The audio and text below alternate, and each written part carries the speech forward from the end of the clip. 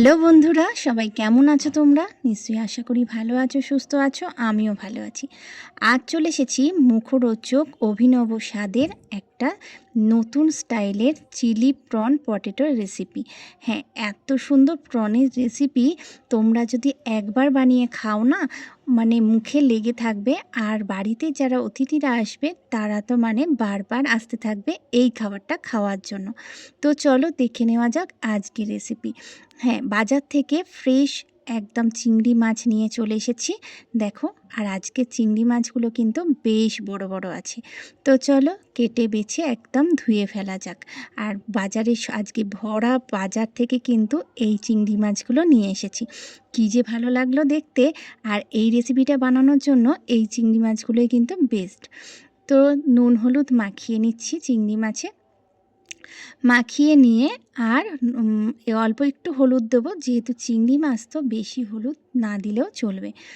আর ওই জন্য নুন হলুদটা মাখিয়ে রাখছি। এবার দেখতে থাকো তারপরে স্টেপটা। একটা কড়াই বসিয়ে নিলাম, আর কড়াইটা গরম হয়ে গেলে তেল দিয়ে দিলাম। সর্ষের তেলে করব অবশ্যই করে, কারণ চিংড়ি মাছ আর যে কোনো মাছই সর্ষের তেলেই কিন্তু স্বাদ ভালো আনে। আর দেখো, জল ঝরিয়ে নিয়ে চিংড়ি মাছগুলো কিন্তু তেল গরম হওয়ার পরে এক চিটে নুন দিয়েছিলাম, তারপরে কিন্তু চিংড়ি মাছগুলো ছেড়ে দিলাম। আর নুনটা দিতে হবে যাতে তলায় লেগে না যায়। আর দেখো, চিংড়ি মাছগুলো কিন্তু কড়া করে ভাজবো না। বেশি কড়া করে ভাজলে চিংড়ি মাছ খেতে ভালো লাগে না।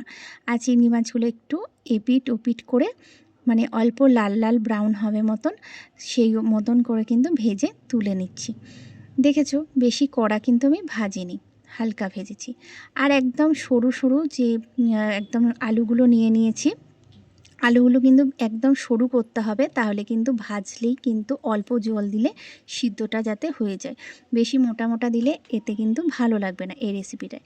দেখো কীরমভাবে আমি কেটে নিয়েছি সরু সরু করে, আর লাল লাল করে কিন্তু আলুগুলো ভেজে তুলে নিলাম ওই তেলে। আর ওই তেলের ওপরেই আলু উঠিয়ে নিয়ে কালো জিরে ফোড়ন দিয়ে দেবো। আর চিংড়ি মাছে তো কালো জিরে ফোড়ন দিলে ভালোই লাগে, আর অল্প পরিমাণে কালো জিরে দিতে হবে। কড়াইটা আমার গরম হয়ে গেছে, তেলটা দেখো। তার উপরে কিন্তু দিলাম গোটা গরম মশলা। এটা কিন্তু দিতেই হবে বন্ধুরা, চিংড়ি মাছের স্বাদ আনে গরম মশলায়। আর তার উপরে পেঁয়াজ কুচি দিলাম। পেঁয়াজ কিন্তু আমি অল্প কুচিয়েছিলাম, কিছুটা পেঁয়াজ ডুমো ডুমো করে দিয়েছি। আর দেখো, চেরা কাঁচা লঙ্কা দিয়ে নিলাম। এবার সবগুলোকে হালকা কিন্তু নেড়েচেড়ে ব্রাউন করে কিন্তু ভাজতে হবে। আর সেই মতন কিন্তু পেঁয়াজগুলো আমি ভেজে নিচ্ছি। আর ভাজা হয়ে গেলে আরেকটু তেল দিলাম, যেহেতু পেঁয়াজের তেলটা টেনে নিয়েছে। এবারে কুচানো টমেটো ছিল সেইটা দিয়ে দিলাম। এবারে সবগুলো নাড়াচাড়া করার পরে সোয়া সস, চিলি সস, এই দু রকম সস দিয়েছি। আর নুন তো অবশ্যই লাগবে, নুন পরিমাণ মতন দিয়ে। আর এটা লঙ্কার গুঁড়ো, ঠিক আছে, কাশ্মীরি লঙ্কার গুঁড়ো। এটা এমনি নয়, যেটা কালার হয় আর কি, সেই কাশ্মীরি লঙ্কার গুঁড়ো দিয়ে নুন দিয়ে আবারও হালকা হাতে নেড়ে চেড়ে এই ভাজা আলুটা ছিল সেটা কিন্তু দিয়ে দিলাম। এইবারে কিন্তু সবগুলো হালকা হাতে নাড়তে হবে। আর তার সাথে এক ছিটে হলুদও দিতে হবে অল্প পরিমাণে, যেহেতু এটা কাশ্মীরি লঙ্কার গুঁড়ো দেওয়া আছে। দিয়ে অল্প পরিমাণে জল দিয়ে, যেটুকুনি জল দিলে মানে আলুটা সিদ্ধ হয় ঠিক সেইটুকুনি জল দিয়েছি। দিয়ে কিন্তু আলুটা সিদ্ধ হয়ে গেলে চিংড়ি মাছগুলো দিয়ে দিলাম। চিংড়ি মাছ দেওয়ার পরে কিন্তু হালকা হাতে নাড়লাম। নেড়ে দেখো, নামানোর সময় একটু দিলাম গরম মশলা। হ্যাঁ, এটা দিতেই হবে। গরম মশলা দিয়ে আবারও একটু নাড়াচাড়া করে দেখো, তেল তেল বেরিয়ে গেছে। দেখেছো বন্ধুরা, কি সুন্দর তেল তেল বেরিয়ে গেছে, আর একদম কষা হয়ে গেছে। এইবার আমি নামিয়ে ফেললাম জায়গায় পরিবেশনের জন্য।